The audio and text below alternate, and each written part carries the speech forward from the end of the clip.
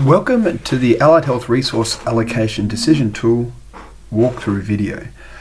This walkthrough video is going to help you to understand how to use the ReAD-iT to help make a resource allocation decision. The ReAD-iT homepage has a general description that outlines what the ReAD-iT is about and allows you to click and sign in. I'm going to sign in using my login, and what you'll see when you've logged in is a dashboard that shows all the different draft reports and completed reports that you've attempted using the ReAD-iT. I've got 27 reports that I've done. There are a number of reports that are in progress that I can go back in and edit, but once a report is completed you can only view the report, so that's something important to keep in mind when you're using the ReAD-iT.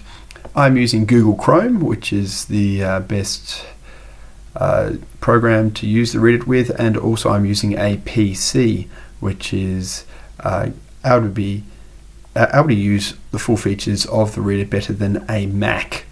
So if you can, use a PC and Google Chrome to maximize the usefulness of the ReAD-iT. Let's start a new report. When you start a new report, you receive an overarching question that will send you off in one of three different directions. The question is, please select the most appropriate option for your circumstance. I have a new budget or a budget allocation that is additional. My budget is unchanged, or I've had a reduction in my budget allocation. Now there on the right hand side will be little help boxes along the way that help explain questions, that help explain what we are talking about, what the question is asking, and there may also be links to specific videos. So for this walkthrough, we're going to use the reduction in my budget allocation option. The next question asks us, what is the catalyst driving this potential change? So there has been a reduction in overall budget allocation in the health service by 5%. Allied Health needs to find a $30,000 saving in the next year. So we've got to save $30,000. That's the magnitude of our budget reduction. Are there any constraints associated with the potential change? Yes, the change needs to take place in the next 3 months before the next financial year commences. Is it the right time for my organisational work unit to be pursuing this potential change? Well, yes, the budget's upon us. We have to do this now. We've only got 3 months to make this change. Question 6, please indicate how many alternatives you're going to consider. So for this particular option, I'm going to consider 2 alternatives.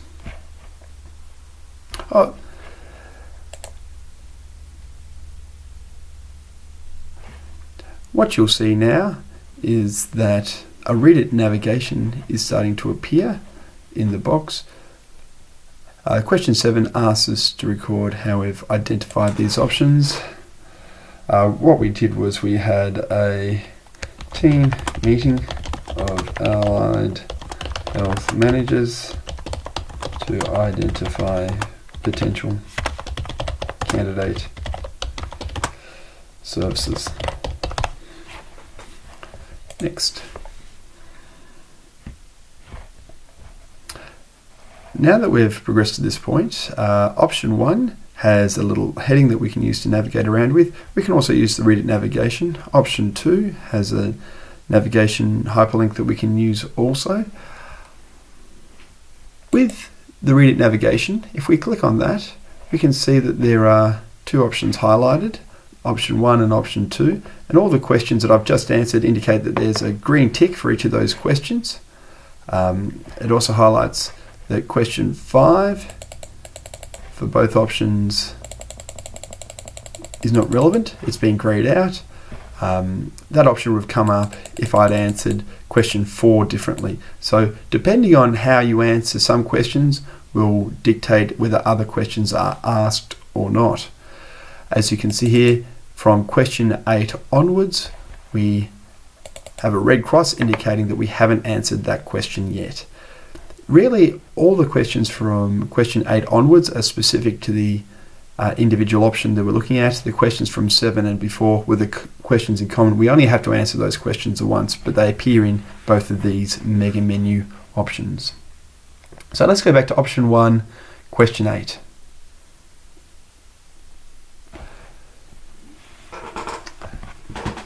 At question 8, from this point on in the ReAD-iT, you are asked to answer a series of questions specifically about each of the options you've identified. We're going to complete all the questions for option 1 first, before we begin at the beginning again for option 2. Question 8 for option 1 is name the option being considered for cessation or reduction using the MEOP format. The MEOP format is described on the right hand side of the page. MEOP means M, the magnitude of resources that you are planning to cease or reduce, including the time horizon. I, the intervention or activity that you are planning to cease or reduce. O, the outcomes you believe the intervention impacts upon. And P, the patient population or condition that you're interested in ceasing or reducing resources. So for this hypothetical example, the resources we're looking at are $30,000 per year to provide a computerized cognitive behavioral therapy service for people with depression to reduce symptoms of depression and improve quality of life. You will note that as we enter text, we have spell checker. I've forgotten to put the R in there. So did I write this in MEOP format? M, the magnitude of resources, $30,000 per year. So there's a time horizon.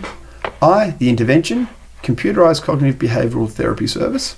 O, the outcome, to reduce symptoms of depression and improve quality of life. And P, the patient population, people with depression. So all those 4 elements are there. We can now progress to the next option. Or the next question, the next question within option 1. You'll notice that the hyperlink for option 1 has now been replaced with that MEOP statement. So if you have multiple options, it becomes a lot easier rather than remembering that this particular service is option 1 and another one's option 3. The actual name, the MEOP name of that option will be there for the hyperlink to help you navigate, or you can just use that mega menu ReAD-iT navigation. Question 9. Is cessation or reduction of this option consistent with your organization's strategic direction? So are we looking to reduce services in behavioral therapy, in mental health service delivery? And that's probably not consistent with what we're trying to do. So I would say no. And it's asking us to please describe why you're considering this option. Well, a service reduction is required, and this is potentially one option that may not be providing value for money. So that's why we're doing it, even if it's not in our organization's strategic direction.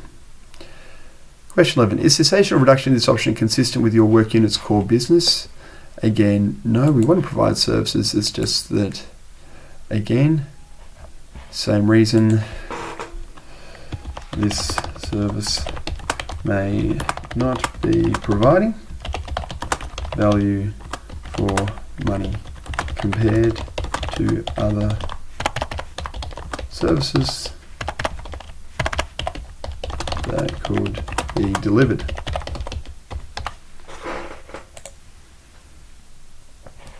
Question 13. Are there any adverse resourcing or funding contractual issues that may arise from cessation or reduction of this option? Yes, there is a potential one. what is it? The next question asks us to look at the type of problem that was being addressed. This can either be a patient health problem, a social determinant of health, for example social exclusion, or one that the health service faces, such as patients staying longer in hospital than expected. This service is really focused on a health condition. Briefly describe this problem. The problem is obviously depression, which can affect all aspects of a person's life.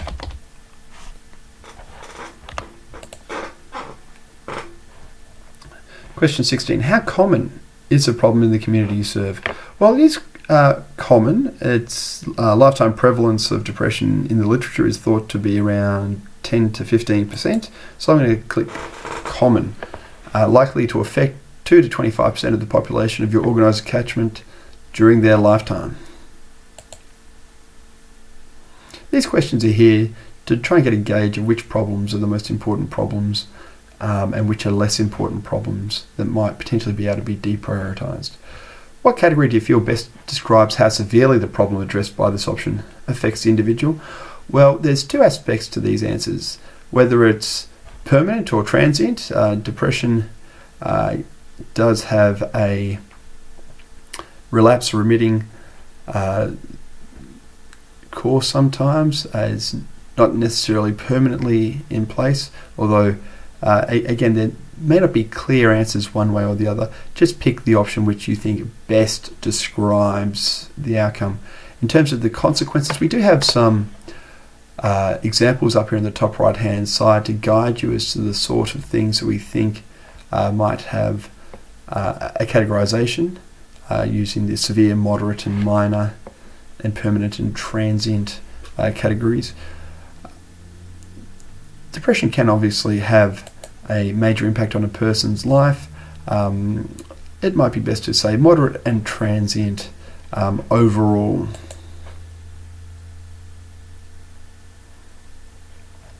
Next question. What is your best judgment of how effectively this option is actually being provided by your service?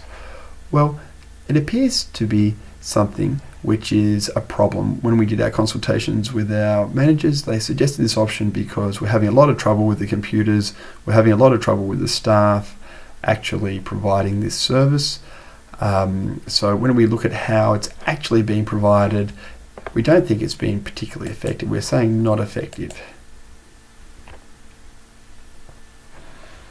What are the most important sources of evidence and data? So we've conducted staff feedback and feedback from managers reporting on the rate of complications and problems with delivering this computerized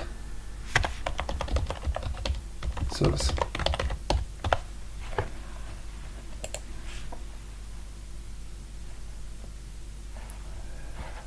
The next question asks a similar question, but this time in ideal circumstances, based on the evidence, what is your judgment of how effective this option could be in addressing the problem? So instead of relying on what you think the local effectiveness has been, in theory, based on the research evidence, what do you think the best outcome is for this particular service? So if we look at some recent evidence that's looked at this particular problem. So here we have a paper looking at an economic evaluation based on a randomized trial of computerized cognitive behavior therapy. And we look down at some of the tables and some of the outcomes in this study. We find that there hasn't been much of an impact on the outcomes of health-related quality of life, even though the depression scores might have been slightly favoured. So we're going to say somewhat effective in ideal circumstances for depression, but for quality of life, not particularly effective. So at best, somewhat effective.